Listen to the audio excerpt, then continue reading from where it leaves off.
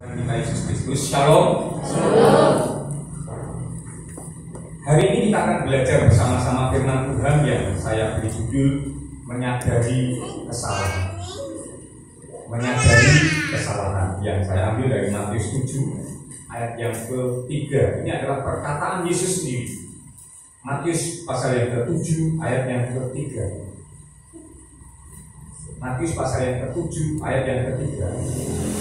Kita baca bersama-sama Matius 7 ayat yang ke-3. 1, 2, 3.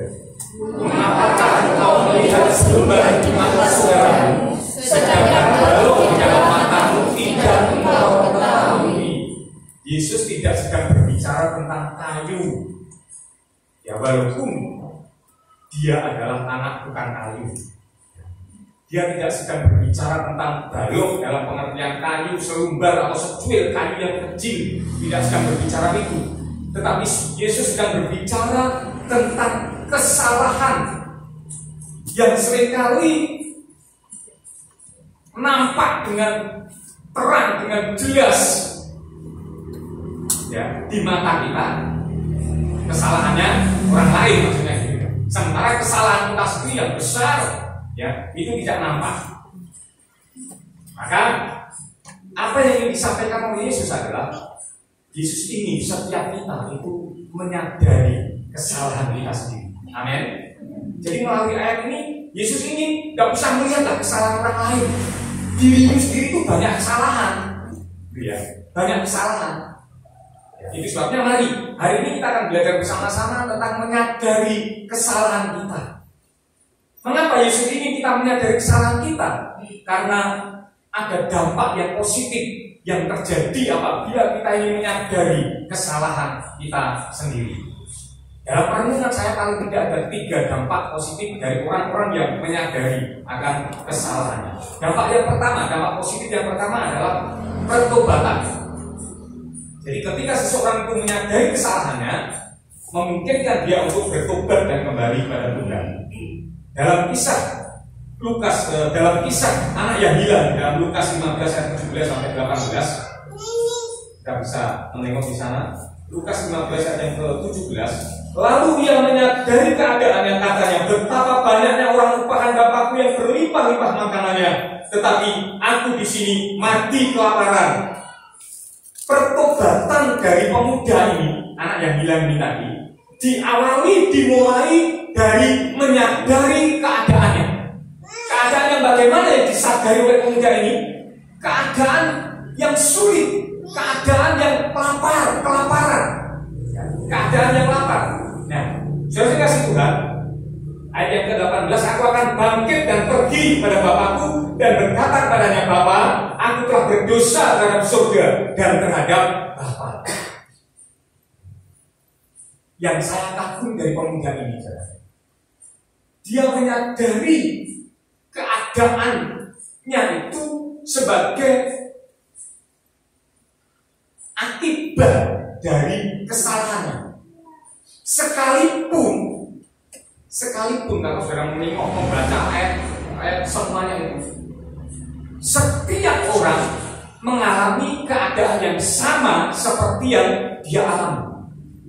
Kalau saudara membaca dengan teliti di situ, yang terjadi kelaparan itu bukan hanya pemuda ini saja yang mengalami kelaparan, yang mengalami kesulitan ekonomi, bukan hanya pemuda ini. Tetapi kalau saudara menengok ayat yang ke-14 kalau tidak salah, seluruh negeri mengalami kelaparan. Tetapi meskipun demikian, sekali lagi ini hebatnya pemuda ini. Pemuda ini tetap menyadari keadaan kesulitan yang dihadapi itu sebagai akibat dari kesalahannya, sekalipun semua orang mengalami masalah yang sama. Tidak banyak orang yang mau menyadari kesalahannya karena keadaan yang dialaminya itu bukan dia sendiri yang mengalami, tidak dia sendiri yang mengalami. Banyak orang mengalami, katakanlah seperti pandemi seperti ini, seperti corona seperti ini. Setiap orang mengalami. Itu sebabnya ketika kita mengalami kesulitan dalam ekonomi, kesulitan dalam hal apa yang berkaitan dengan pandemi corona ini, maka yang terjadi kita sulit untuk menyadari kesalahan kita. Kenapa? Karena semua orang mengalami.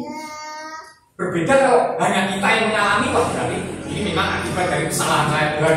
Tapi kalau semua orang mengalami, rasanya sulit bagi kita untuk mengakui, untuk menyadari keadaan kita yang sebenarnya keadaan itu tercipta dari kesalahan kita. Ya. Yang banyak terjadi adalah orang itu, ya, orang yang mengalami masalah, dan semua orang mengalami masalah itu seandainya toh bertobat, dia tidak sungguh-sungguh bertobat. Seandainya kembali pada Tuhan, dia tidak sungguh-sungguh kembali kepada Tuhan. Ya, saudara Tuhan. Lalu pertanyaannya, bagaimana kita dapat mengetahui seseorang itu sudah benar-benar bertobat atau belum? Bagaimana kita mengetahui seseorang itu sudah benar-benar bertobat atau belum? Ya, dari apa namanya? Dari akibat kesalahan yang dialami itu tadi. Ya. Karena ada begitu banyak orang itu tidak benar-benar bertobat, tetapi mereka hanya sekedar kapok. Apa yang maksudnya? Kapok, apalagi kalau ditambahi kapok, lombok. Kalau keadaannya sudah pulih, keadaannya sudah baik, dia kumat. Gitu ya. Karena kapoknya kapok, lombok itu tadi. Ini tidak sungguh-sungguh bertobat, ini tidak benar-benar bertobat. Ya. Maka Yohanes Pembaptis itu memberitahukan kepada kita di dalam Matius pasal yang ketiga, yang ke-8, bagaimana orang yang sudah bertobat itu. Matius pasal yang ketiga, yang ke-8. Jadi hasilkanlah buah yang sesuai dengan pertobatan. Dalam bahasa Indonesia masa kini dikatakan, tunjukkanlah dengan perbuatanmu bahwa kamu sudah bertobat dari dosa-dosamu. Dalam terjemahan sederhana Indonesia, kalau kalian sungguh-sungguh sudah bertobat, tunjukkanlah hal itu melalui cara hidup kalian masing-masing. Pertobatan yang benar akan selalu ditunjukkan melalui perbuatan yang benar pula. Ya. Dengan perbuatan baik, kita tunjukkan melalui perbuatan kita. Tidak hanya sekedar bertobat menjadi Kristen. Ya. Bertobat menjadi Kristen itu belum tentu bertobat, saudara. Menjadi Kristen itu dan bertobat itu dua hal yang berbeda. Tidak boleh kita samakan. Menjadi Kristen itu ya belum tentu bertobat. Ya. Bagi orang Kristen mungkin berkata, wah orang ini bertobat. Ya. Tetapi belum tentu juga. Mengapa? Karena kalau misalkan ada sebuah agama, orang ini pindah ke agama itu, maka agama ini berkata bertobat, benar nggak? Sementara agama ini ditinggalkan murtad, kan gitu. Jadi ini nggak bisa digebiak-gebiak. Ya. Jadi pertobatan itu saudara Tuhan berbeda dengan menjadi Kristen. Kalau saudara menjadi Kristen itu namanya pindah agama, ya. Belum tentu bertobat. Lalu bagaimana dengan orang yang sudah bertobat? Orang yang sudah bertobat dengan jelas dikatakan akan menunjukkan buah-buah pertobatan itu, perbuatan yang baik. Nah, perbuatan yang baik itu harus berdasar, harus bersumber dari sumber yang benar. Yaitu apa? Alasannya mengapa kita berbuat baik itu perlu dipertanyakan, perlu diperkarakan. Ya. Karena ada orang yang berbuat baik supaya selamat, ya, supaya selamat. Berbeda, kekristenan tidak seperti itu.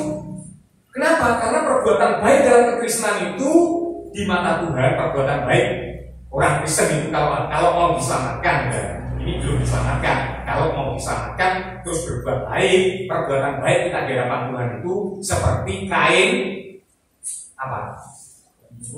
Kain kotor, kain buruk, seperti gombalamo bahasa Jawanya. Dalam Yesaya 64 ayat yang ke-4 ayat yang ke-6 kalau tidak salah ya. Yesaya 64 ayat yang ke-6. Ya. Kesalehan kami itu seperti kain kotor, kesalehan loh saudara. Ya, kesalehan itu di atas kebaikan sebenarnya. Di mata Tuhan seperti kain kotor, jadi tidak laku. Ya. Jadi dalam kekristenan itu diselamatkan karena anugerah, karena kasih karunia Tuhan. Ya, Alkitab sering mengatakan seperti itu. Nah, lalu kenapa kita berbuat baik? Kita berbuat baik justru karena kita telah diselamatkan. Saya kasih contoh supaya gamblang. Ada orang yang mungkin olahraga dengan dia look up, ya lari-lari, kemudian terus renang supaya diterima di angkatan TNI, katakanlah Tentara Nasional Indonesia atau kepolisian di angkatan, seperti itu. Ini berolahraga si katakanlah si Ateng, belum tentu si Ateng ini diterima walaupun olahraga seperti itu. Ya. Tetapi ketika diterima menjadi TNI, gaya hidupnya setiap hari itu olahraga, benar nggak? Sambil lari, bentar, gitu. Ya, apalagi punya gaya sendiri sambil lari dan sebagainya, ini sudah jadi tentara. Ya. Demikian pun kita perbuatan baik yang kita lakukan ini sekali lagi semata-mata justru karena kita telah diselamatkan, dulu ya. Karena kita telah diselamatkan, sebagai ucapan syukur kita telah diselamatkan, kita berbuat baik. Dengan Tuhan. Kita kembali pada firman Tuhan. Ini yang pertama, dampak positif dari orang yang menyadari kesalahannya adalah bertobat.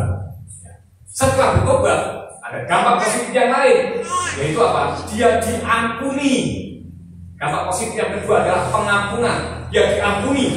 Ya, dalam 1 Yohanes 1 ayat yang ke-9 dikatakan, 1 Yohanes 1 ayat yang ke-9, jika kita mengaku dosa kita, maka Ia adalah setia dan adil, sehingga Ia akan mengampuni segala dosa kita dan menyucikan kita dari segala kejahatan. Jika kita apa? Jika kita mengaku dosa kita, menyadari kesalahan kita dan mengaku di hadapan Tuhan. Orang yang benar-benar menyadari kesalahannya, orang yang benar-benar mengakui kesalahannya, orang yang benar-benar menyadari kesalahannya, maksud saya, ya, itu akan mengakuinya tanpa kata tetapi. Saya ulangi lagi, orang yang menyadari kesalahannya, orang yang benar-benar menyadari kesalahannya akan mengakui kesalahan itu tanpa kata tetapi. Karena kata tetapi itu, saudara, adalah wujud dari dalil kita, wujud alasan kita kenapa kita melakukan. Dengan kata lain, kata tetapi itu adalah satu cara untuk membenarkan apa yang kita lakukan, ya. Untuk membenarkan apa yang kita lakukan. Kita melihat satu contoh dalam 2 Samuel pasal yang ke-12 ayat yang ke-13, tidak asing bagi kita, itu ketika Daud ditegur oleh Nathan karena telah berbuat dosa. Perhatikan baik-baik. Lalu berkatalah Daud kepada Nathan, aku sudah berdosa kepada Tuhan. Titik. Lanjutkan. 1, 2, 3.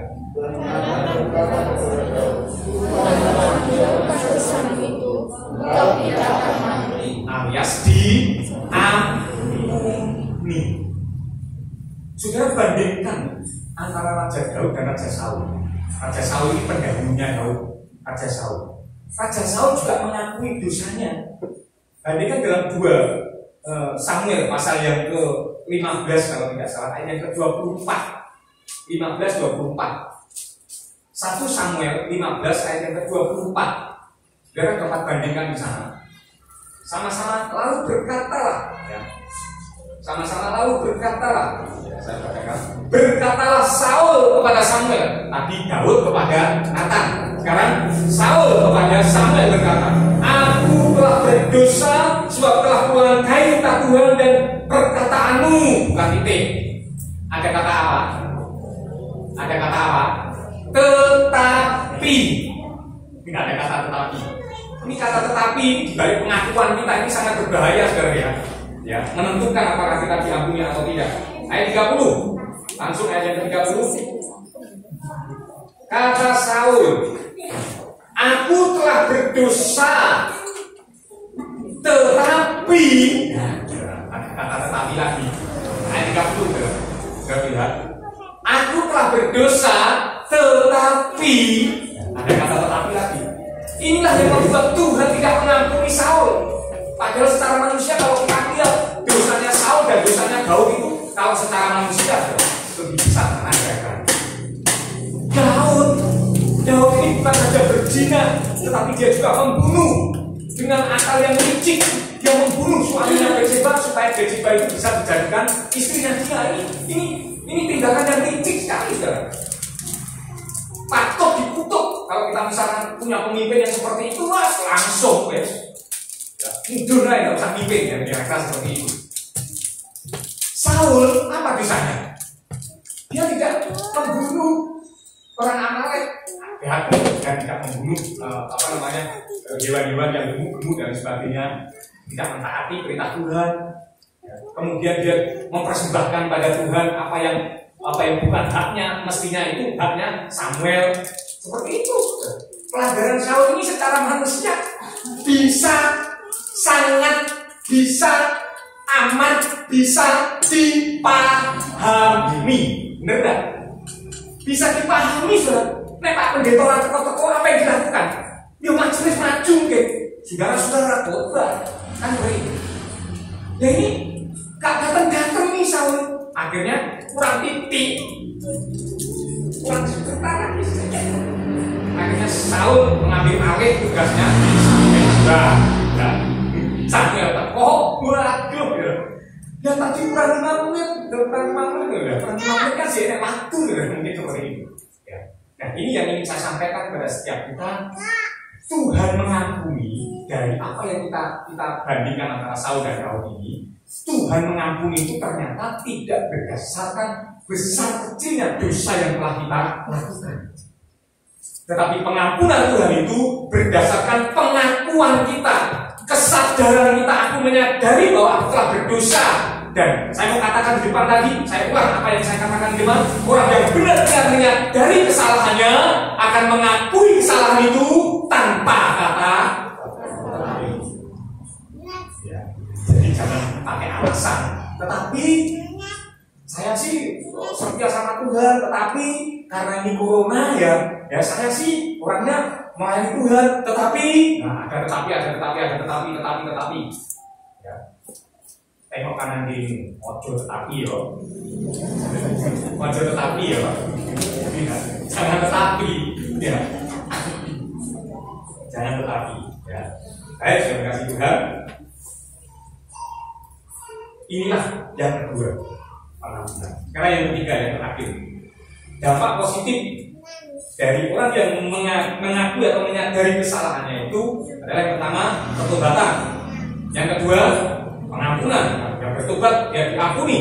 Ya. Dan yang ketiga, dia diberi juga kekuatan. Ya.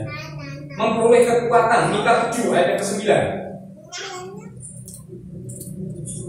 Aku akan memikul kemarahan Tuhan, sebab aku telah berdosa padanya sampai yang memperjuangkan perkaraku dan memberi keadilan kepadaku, membawa aku ke dalam terang sehingga aku mengalami keadilannya. Setiap dosa, setiap kesalahan itu ada konsekuensinya. Pasti ada konsekuensinya. Nah, paling tidak ada 2 konsekuensi dari dosa yang kita lakukan. Konsekuensi yang pertama adalah secara rohani. Kita mati kekal, kita masuk dalam neraka karena kita telah berbuat dosa. Dan secara rohani inilah, ya, dosa secara rohani ini Tuhan telah menanggungnya di atas kayu salib. Jadi dosa kita itu telah selesai di kayu salib secara rohani. Tetapi secara jasmani ada konsekuensi dari dosa-dosa. Katakanlah kesulitan, kesukaran, masalah yang timbul dari ulah kita itu pasti ada. Nggak mungkin nggak pasti ada. Akibatnya itu pasti ada. Nah, itu sebabnya diperlukan kekuatan untuk dapat memikul kemarahan Tuhan itu tadi, untuk dapat menanggung konsekuensinya itu. Saya kasih Tuhan. Nah, kalau kita tidak menyadari kesalahan kita, maka yang terjadi kita akan sangat menderita. Kita tidak akan kuat menanggung itu. Saya ini orang baik, saya ini orang sudah melayani Tuhan. Kenapa kok ini masih terjadi padaku? Kan seperti itu. Tetapi ketika kita menyadari kesalahan yang kita lakukan, oh ini mungkin akibat dari kesalahan. Sebagaimana Daud dikatakan, Daud diampuni. Tetapi kalau sudah membaca ayat yang ke-14 dari 2 Samuel pasal yang ke-13 tadi, oleh karena kelakuan itu telah menista nama Tuhan, ya, akan terjadi seperti ini. Anak yang kau lahirkan itu pasti akan mati dan sebagainya. Jadi ada konsekuensinya sekalipun Tuhan mengampuni dosa kita.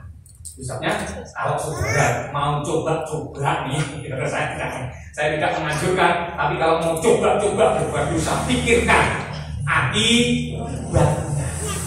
Ya. Jangan pikirkan enaknya, mau berbuat dosa itu enak, saudara. Dosa itu manis, ya. Dosa itu enak, nikmat. Tapi akibatnya itu yang harus kita pikirkan. Harus kita pikirkan. Sudah kasih Tuhan. Ketika kita tahu bahwa itu adalah akibat dari kesalahan kita, maka kita akan kuat. Ayat yang terakhir, Mazmur 51 ayat yang keempat. Ini Mazmurnya Daud ketika di nasihati Nabi Nathan itu tadi. Mazmur 51 ayat yang ke-6. Karena ayat yang keempat, ayat yang ke-6. Terhadap engkau sajalah aku telah berdosa dan melakukan apa yang kau anggap jahat, supaya ternyata engkau adil dalam putusanmu, bersih dalam penghukumanmu. Kata bersih dalam penghukumanmu itu dalam bahasa Indonesia masa kini diterjemahkan pantaslah engkau menghukum aku. Dengan kata lain, aku ini pantas engkau hukum. Saudara tahu ada dua penjahat yang dihukum di sebelah kanan kirinya Yesus. Salah satunya berkata seperti ini, salah satunya menghina, bukan menghina sih, memang benar-benar butuh pertolongan. Yang satunya ini bilang, Yesus, kalau engkau anak Allah, turut selamatkan dirimu dan selamatkan kami juga. Ini wajar karena butuh pertolongan kan begitu. Tetapi yang satunya lagi, mungkin yang sebelah kanannya, dia berkata, dia ngomong sama temannya ini, teman, kamu gak sadar bahwa kita ini mengalami seperti ini karena kesalahan kita sendiri, kita layak seperti ini. Ya. Kemudian dia ngomong sama Yesus, kalau engkau datang sebagai raja, ingatlah akan aku. Perhatikan baik-baik. Kesadaran seperti inilah yang dibutuhkan oleh Yesus. Sehingga ketika menghadapi salib, ketika menghadapi kesulitan-kesulitan dalam hidup, tidak akan menggerutu, tetapi malah berkata, Yesus, ingatlah aku kalau engkau datang sebagai raja. Ya. Saya kasih Tuhan, kalau kita menyadari kesalahan kita, maka kita akan kuat untuk tetap berdiri di jalan yang suka sekali. Kita akan kuat untuk berjalan di atas persoalan sekali. Amin. Kalau kita menyadari bahwa semua itu karena kesalahan, dan orang yang menyadari kesalahannya, saya mau kasih tahu, Tuhan tidak pernah meninggalkan. Sebagaimana Daud selalu disertai oleh Tuhan. Walaupun Daud telah melakukan dosa yang bejat, dosa yang keji, tetapi karena Daud sungguh-sungguh mengakui kesalahannya, menyadari kesalahannya, bertobat, dia memperoleh pengampunan, dan dia dikuatkan untuk tetap berjalan. Sekalipun jalan yang dilalui oleh Daud itu bukanlah jalan yang mudah, oleh karena kesalahan-kesalahannya dia dikuatkan.